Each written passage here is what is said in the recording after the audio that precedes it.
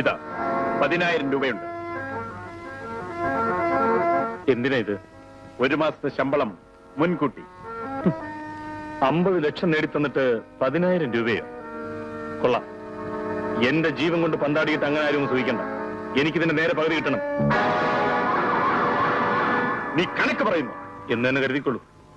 പറ്റില്ലെങ്കിൽ പറയൂ. ഞാൻ കൊണ്ടുവന്ന സാധനം അതിന്റെ യഥാർത്ഥ ഉടമസ്ഥനെ ഏൽപ്പിച്ചേക്കാം. എന്തു പറയുന്നു? ഒരു പൈസ കൂടുതൽ തരാൻ സാധ്യമല്ല. ജീവൻ വേണമെങ്കിൽ എന്റെ ജീവന് 10,000 രൂപയെ വിലയുള്ളെങ്കിൽ എനിക്കത് വേണമെന്നില്ല.